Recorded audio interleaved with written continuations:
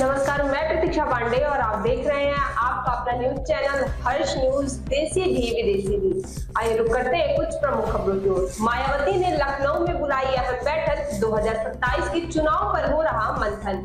Yamuna expressway पर हुआ भीषण हादसा, 6 लोगों की हुई मौत और अन्य 9 लोग हुए घायल। नोएडा में आवारा कुत्तों ने 5 वर्षीय बच्चे पर किया हमला, घटना सीसीटीवी में हुई कैद। और रोमियो के इवेंट में शाहिद कपूर को छोड़ना पड़ा स्टेज, इवेंट के दौरान हुआ हंगामा।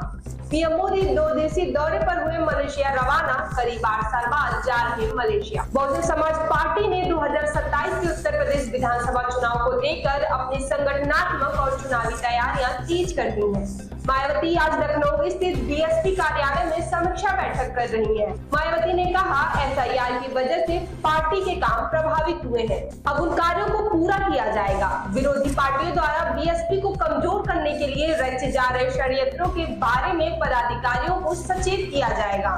गरीबों, दलितों, शोषितों, वंचितों, मुस्लिमों व अन्य अल्पसंख्यकों के साथ व्यापारियों, किसानों की हालत दयनीय रही। केंद्र व राज्यों में पूर्व वर्तमान सरकार में भी इन सभी पर ध्यान नहीं दिया गया।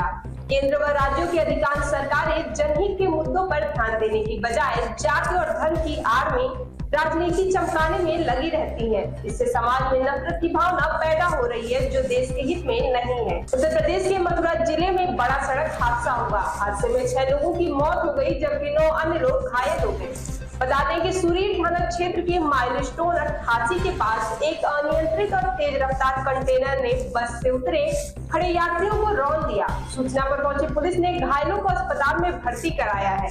शवों को कब्जे में लेकर कार्यवाही शुरू कर दी गई है। घटना शनिवार सुबह करीब 2:45 बजे घटी। दिल्ली से कानपुर की ओर जा रही एक बस के कुछ यात्री लघु शंका के लिए एक्सप्रेसवे पर उतरे थे। हालांकि बस चालक ने यात्रियों को सुरक्षित ग्रीन जोन में न रोककर सड़क के किनारे ही बस खड़ी कर दी। इसी दौरान पीछे से आ रहे एक तेज रफ्तार कंटेनर ने पहले तो बस को जोरदार टक्कर मारी और फिर अनियंत्रित होकर सड़क किनारे खड़े यात्रियों को कुचलते हुए आगे बढ़ गया। इस भीषण हादसे में सोनू, देवेश, असलम, संतोष सहित 6 लोगों की मौत हो गई। 2 अन्य यात्रियों की शिनाख्त अभी जारी है। सभी मृतकों के शवों को पोस्टमार्टम के लिए भेज दिया गया है। प्रारंभिक जांच में यह बात सामने आई है कि बस चालक द्वारा असुरक्षित स्थान पर बस रोके जाने के कारण यह हादसा हुआ। एक्सप्रेसवे पर निर्धारित ग्रीन जोन में ही वाहनों को रोकने के निर्देश है, जिसका पालन न करने पर ऐसे गंभीर परिणाम हो सकते हैं। इस घटना ने एक बार फिर तेज रफ्तार वाहनों और चालकों की लापरवाही से होने वाले हादसों पर चिंता जताई है।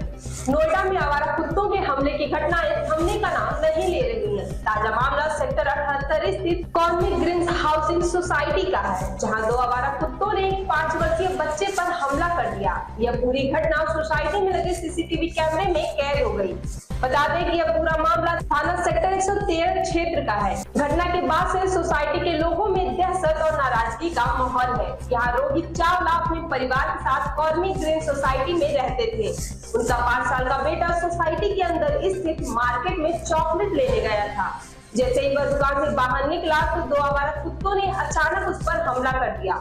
अचानक हुए हमले से बच्चा घबरा गया और जमीन पर गिर पड़ा। सीसीटीवी फुटेज में दिख रहा है कि कुत्ते बच्चे को घसीटने की कोशिश भी करते हैं। हमले में बच्चे के सिर पर चोट आई है। शोर सुनकर आसपास मौजूद लोग मौके पर पहुंचे और किसी तरह कुत्ते को भगाकर बच्चे को छुड़ाया। इसके बाद परिवार वाले बच्चे को इलाज के लिए लेके गए। फिलहाल उसकी हालत खतरे से बाहर बताई जा रही है। स्थानीय लोगों ने प्राधिकरण और पुलिस से मांग की है कि सोसाइटी क्षेत्र में आवारा कुत्तों के नियंत्रण के लिए विशेष अभियान चलाया जाए और बच्चों व बुजुर्गों की सुरक्षा के लिए तत्काल ठोस इंतजाम किए जाएं। शाहिद कपूर और तृप्ति डिमरी की फिल्म रोमियो जल्द ही सिनेमा घरों में रिलीज होने वाली है। दोनों ही एक्टर्स फिल्म के प्रमोशन में लगे हैं। शुक्रवार को भी दोनों कलाकार मुंबई में रोमियो के नए गाने पान की दुकान के लॉन्च इवेंट में पहुंचे। इस इवेंट में हंगामा खड़ा हो गया। शाहिद कपूर को फैंस की वजह से स्टेज छोड़कर जाना पड़ा। दरअसल लॉन्च इवेंट में शाहिद और तृप्ति के साथ साथ मीडिया के लोग और कई फैंस भी मौजूद थे। लोगों से बातचीत के दौरान शाहिद ने अपने नए गाने पर डांस करने के लिए कुछ फैंस को स्टेज पर बुला लिया।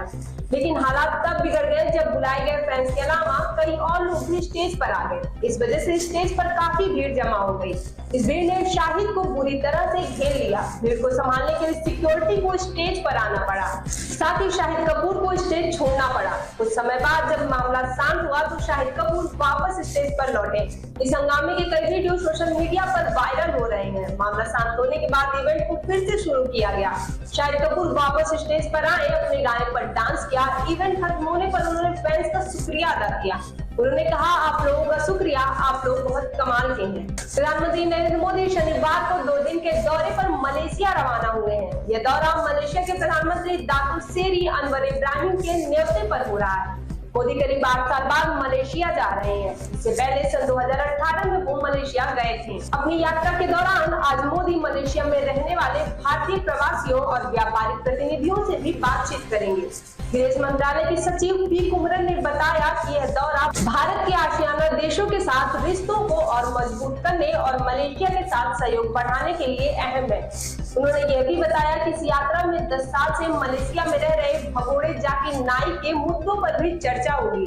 भारत इससे पहले भी अलग अलग मौकों पर यह मामला उठा चुका है। प्रधानमंत्री मोदी की इस यात्रा के दौरान 8 फरवरी को भारत मलेशिया सीईओ फोरम की 10वीं बैठक भी कुआलालंपुर में होगी। इसके अलावा प्रधानमंत्री मलेशिया के बड़े उद्योगपतियों और कारोबारी नेताओं से भी मुलाकात करेंगे। ऐसी और तमाम खबरों के लिए हमारे चैनल हर्ष न्यूज को लाइक और सब्सक्राइब करें।